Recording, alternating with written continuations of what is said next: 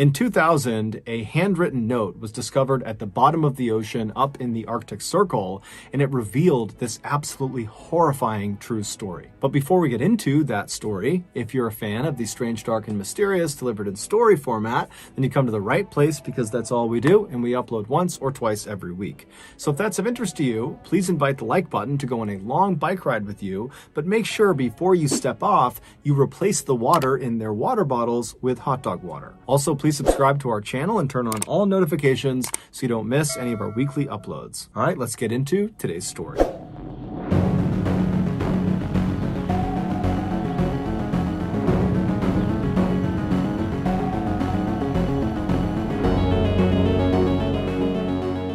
On the morning of August 12, 2000, 33 of Russia's best naval warships stopped inside of a particular section of the Barents Sea. The Barents Sea is this 800-mile stretch of freezing water up in the Arctic Circle just northwest of Russia, and these 33 ships were in this stretch of water for this huge military training exercise. Basically, they were going to run through some war game scenarios where, for example, one ship would pretend to be an enemy combatant, and the other ships would work on locking onto that ship and firing at them. But of course, they wouldn't use real missiles or torpedoes. They would use duds that didn't actually explode. And so around 9 a.m., the man who was in charge of this entire operation, his name was Admiral Popov, and he was actually on board one of these 33 ships. He authorized one of the submarines that was out there to shoot 2 of their dummy torpedoes at a target, an enemy combatant, which was actually just one of the other ships. And so as soon as he did this, he was authorizing the start of this multi-day long exercise. And so all day and all night, they're doing these war game scenarios. And by the following morning, so 24 hours into this exercise, Admiral Popov stepped away from the action to speak with Russian reporters on the phone. And during this interview, he tells them that so far, the training exercise is going exactly to plan and that it looks like it will ultimately be a huge success. However, there was a problem. At the same time, Admiral Popov is giving his remarks to the reporters about how well this exercise is going, the family members of some of the crews that were out there as part of this exercise, they heard a rumor that the exercise was not going to plan, that in fact, something bad had happened to one of the ships. But none of the family members had any more information beyond that. Even though this rumor was just that, a rumor, the family members of these crews that are participating in this exercise, they naturally became very worried. And so they all that morning began calling the naval base where the 33 ships had originated, asking for more information. And the phone operator on the base that was receiving all of these calls that morning at first was telling these family members that no, nothing's going on. I haven't heard anything. There's no issues. But eventually this phone operator let slip that in fact they too had heard the rumor that something bad had happened, and they think it actually might be true. But when this family member who heard this pressured the phone operator for more information, the operator clammed up and said, I can't give you anything else.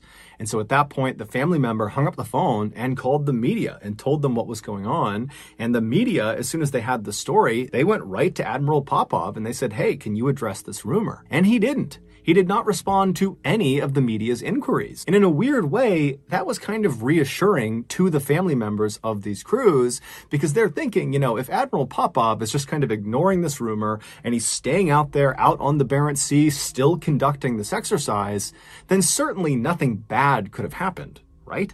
And so for the rest of that day, Sunday, the family members of these crews and the media just kind of did nothing because there wasn't anything else to do besides wait to see if there was any new news coming out of this exercise. And the following day, on Monday the 14th, so 48 hours after the start of this training exercise, there would be news. Russian officials would go on TV and they would address the rumor by saying, well, yeah, it is true. Something did happen out during this exercise. The Kursk, which was the name of one of the submarines that was one of the 33 ships that was part of this exercise, they experienced some minor technical difficulties that forced them to ground their vessel at the bottom of the Barents Sea. But don't worry, this is normal. We're in touch with them through the radio. Everybody is fine. We are pumping air and power into their submarine, and before long, we will have them back on the surface. There's nothing to worry about. Now, naturally, the family members of the Kursk crew specifically, they panicked when they heard this, because even though the government is acting totally confident that everything is fine, they did not feel confident that everything was fine. Their family members are trapped on the bottom of the ocean.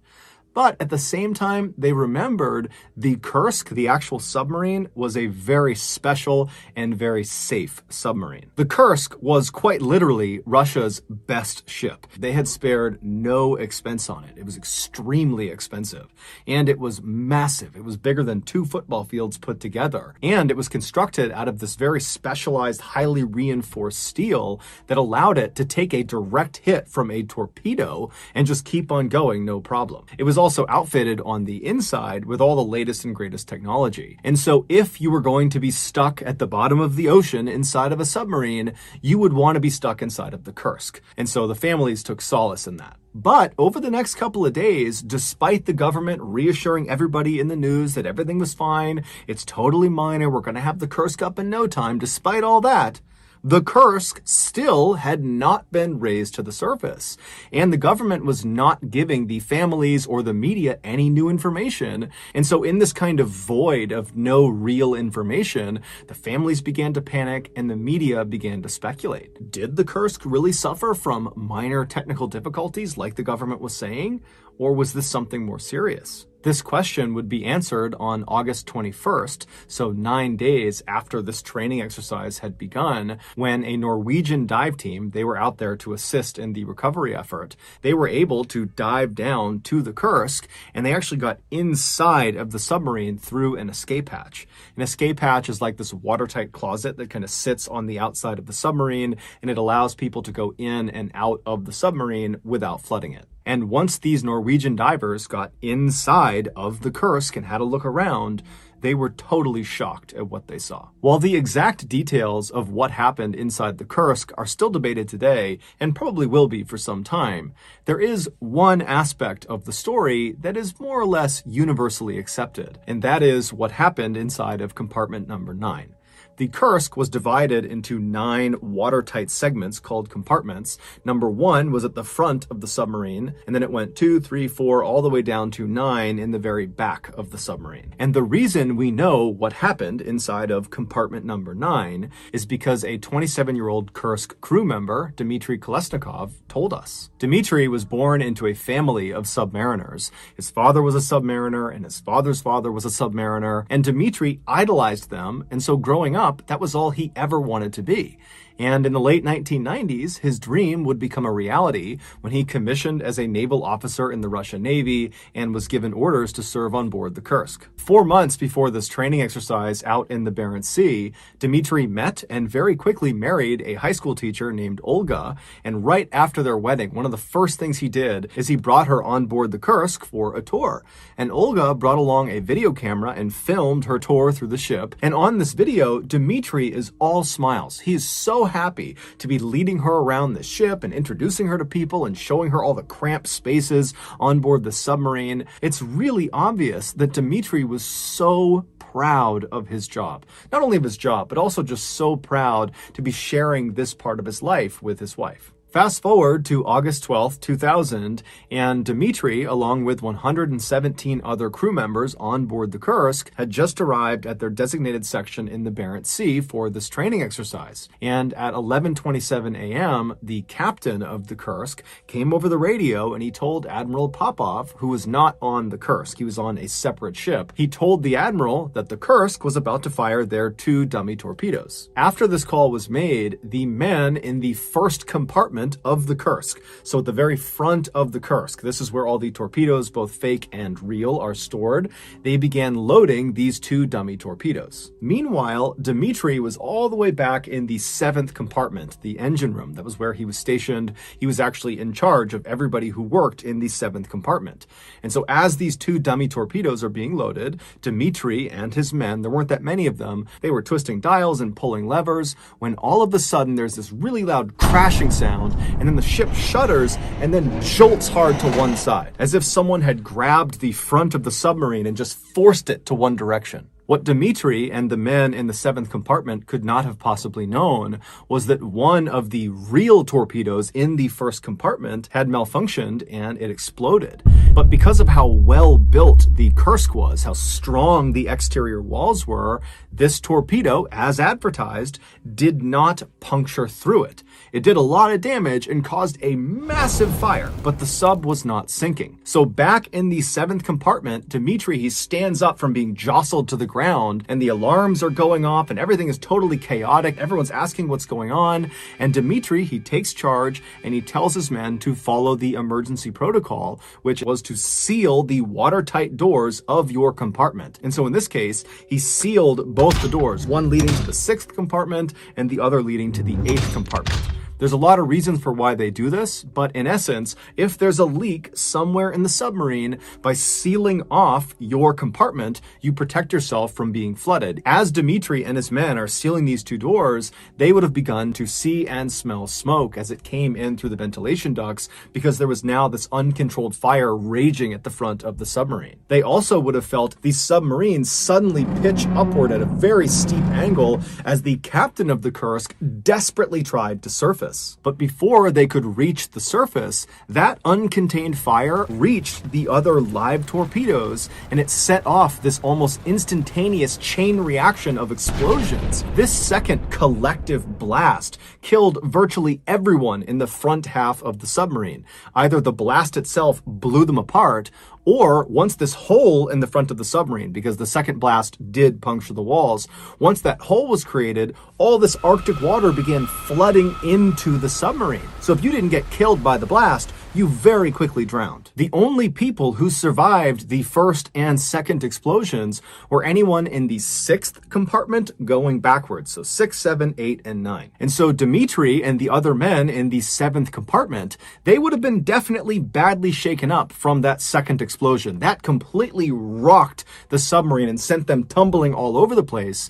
But they would have been very alive and very aware of the terrible situation they were in. And so I would imagine that Dmitri and the others tried to grab onto any of the piping or anything they could as the submarine, because the control tower has been destroyed, just angled straight down and began careening downward. At 11:32 a.m., just 4 minutes after that initial explosion, the Kursk slammed nose first into the ocean floor 350 feet below the surface, and then the back half of the Kursk came down to rest. We don't know exactly what happened on board the Kursk for those first 2 hours after they hit the ocean floor. What we do know is they had power, so there was light inside of the submarine. Also, the air purifiers were still working, so despite the chemicals and smoke that was in the air, it was relatively easy to breathe. During those first 2 hours, we also know that at some point, Dmitri and the other men in his compartment must have heard banging coming from the 6th compartment, because remember, they had sealed off the doors both to the 8th and the 6th compartment. And so Dmitri decided to break emergency protocol, and he opened the door to the 6th compartment to allow any of the survivors that were banging on the door to come into their compartment. And when Dmitri and his men opened that door and looked into the 6th compartment, they would have seen that it was rapidly flooding, and most likely anybody forward of that compartment, so 5, 4, 3, 2, 1, they were already dead. By 1:30 p.m., Dmitri and his men in the 7th compartment and the other survivors from the 6th compartment, they were forced to retreat from the 7th over to the 8th compartment and then finally into the 9th compartment because of flooding. Even though they had sealed off their watertight doors, the walls were no longer watertight because this huge explosion had sent shrapnel flying down the body of the submarine, puncturing holes in all of the walls. And so it didn't matter if you shut your watertight door. Eventually, as one compartment would fill up, it would begin leaking through all the cracks in the walls. And so Dmitri and all of the people he was with, they would have been very aware of that. And so by the time they got all the way back to the 9th compartment, the very back compartment, there was nowhere else to go. The water was going to eventually reach them, and they were doomed unless they got rescued or if they left out of the escape hatch. Despite how absolutely terrifying this situation must have been, men, Dmitri remained calm. In fact, he was so calm that he pulled out a piece of paper as he's sitting in this cramped ninth compartment with these 22 other men, and he writes the date and time in the corner, and then he begins to kind of describe what had happened. He talks about there being an explosion, and he thought he and these 22 men were the only survivors, and he says they're now trapped in the ninth compartment, and they have to wait for rescue. He also talks about how they had considered going out the escape hatch, but apparently it hadn't worked. After Dmitri wrote this very neat, very legible, very organized note, he folded it up and put it in his pocket, and then for the next hour and a half, he sat inside of the ninth compartment with the 22 others, and the power went out, which thrust them into absolute pitch darkness. I mean, completely black inside of there. And the temperatures, because the power was out, suddenly began to plummet. And then the worst part was the water began seeping through the walls. And so Dmitri and the other men, they would have known that it's just a matter of time before this room fills completely with water. And there is nowhere to go. And so with the water rising all around them, Dmitri pulls that paper back out of his pocket and he adds to the note. And this time, his handwriting is barely legible. And it's because he's probably suffering from hypothermia, so he's shaking. He can't see what he's writing. In fact, he writes the words, "I'm writing blind," to indicate it's totally dark in the room. And in this second note he leaves on this piece of paper, which was dated and time-stamped an hour and a half after the first one, Dmitri indicates that he does not think he's going to survive. It's very clear none of them think they're going to survive. Then, with the remaining space on this piece of paper, Dmitri writes this very loving and very thoughtful message to his wife and his family saying goodbye. And then his final words on this note are, "Regards to everybody, no need to despair, Kolesnikov." After he wrote this second message on this note, he folded the paper up, put it in his breast pocket, and then in total darkness, listening to the sound of water rushing into the room, he and the other 22 damned souls prepared to die. We don't know how long Dmitri and the other 22 men survived in compartment 9, but experts say the entire Kursk submarine was completely flooded 8 hours after the initial explosion. One of the most heartbreaking aspects of this case is that Dmitri and these 22 other men could have potentially been saved if the Russian response was a little bit more urgent and coordinated.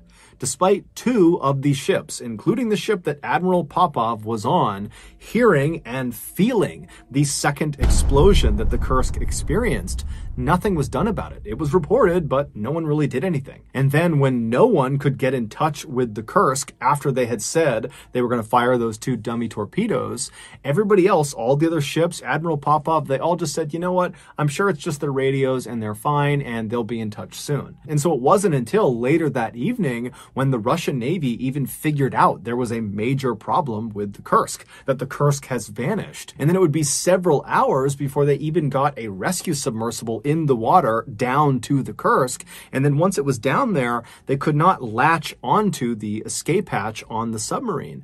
And so even if there were survivors inside of the submarine, they would not have been able to exit into this rescue submersible. And so for days and days, the Russians struggled to try to get inside of the submarine and kept turning down foreign aid from Norway, from America, from Great Britain. And then finally, 9 days after the Kursk had sank, the Russians did accept foreign aid, and that's when the Norwegian dive team, they went down and they were able to open up the escape hatch. And when they went inside the submarine, they saw it was completely flooded. There were bodies floating everywhere. And that's when ultimately Dmitri's body was found, and they found that note tucked in his breast pocket. Russia would go on to award the entire crew of the Kursk with the Order of Courage, which is a very significant military award. And the families of the crew of the Kursk were given 10 years salary each. They were also given free housing in any Russian city, and their children would all have their college education paid for. So that's going to do it, guys. If you found the secret in today's episode, let us know in the comments section what it is and where you found it, so give us the timestamp. And if you're the first to do that, we'll pin you at the top of the comment section.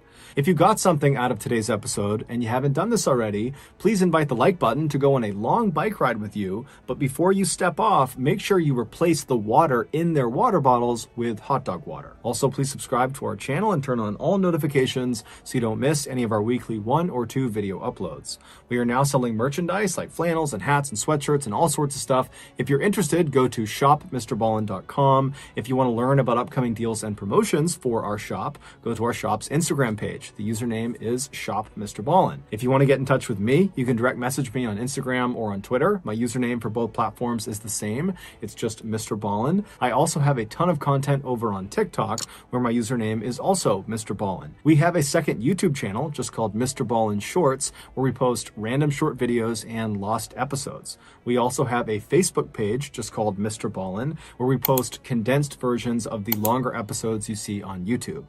If you have a story suggestion, please submit it to our subreddit just called Mr. Ballin. It's linked in the description below. So whether I see you on Instagram, Twitter, TikTok, Reddit, YouTube, Facebook, or some combination, just know that I really appreciate your support. And until next time, that's going to do it. See ya.